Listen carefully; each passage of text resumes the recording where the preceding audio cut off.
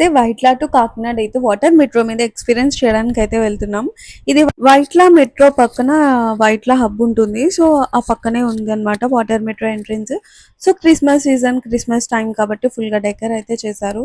In per person వచ్చేసి 40 rupees charge అయితే తీసుకున్నారు. బిలో 2 ఇయర్స్ లోపు పిల్లలకైతే టికెట్ లేదు.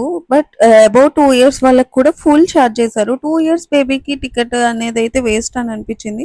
ఈ కార్డెట్ ఎంట్రన్స్ టికెట్ అన్నమాట. ఇదంతా కూడా full AC. Maximum capacity 30 to 40 అన్నమాట. So only Vaitla to Kakinada, only మధ్యలో స్టాప్స్ ఏం లేకుండా వాటర్ మెట్రో మీద ఎక్స్పీరియన్స్ అయితే బాగుంది. అంటే వ్యూస్ అవి కూడా మంచిగా ఎక్స్పీరియన్స్ అయితే చేయొచ్చు. మేము వెళ్ళింది ఈవినింగ్ కాబట్టి కొంచెం మంచిగా అనిపించింది వ్యూస్ కానీ, అక్కడ సన్సెట్ అవుతున్న టైంలో కాబట్టి. సో ఓవరాల్గా ఎక్స్పీరియన్స్ అయితే బాగుంది. ఈ Vaitla to Kakinada water metro అయితే రీసెంట్లీ ఓపెన్ అయింది. సో అందరూ మంచిగా ఎక్స్పీరియన్స్ చేయడానికి అయితే వస్తున్నారు. ఎవ్రీ 15-20 మినిట్స్ కలా అయితే ఉంటుంది ఎవ్రీ బోట్ అనేది. అండ్ ఓవరాల్గా సో లొకేషన్స్, బ్యాక్ వాటర్స్ ఇలా అందాలు అయితే చూడొచ్చు. ఈ కాకినాడ టెర్మినల్ అయితే వచ్చేసింది.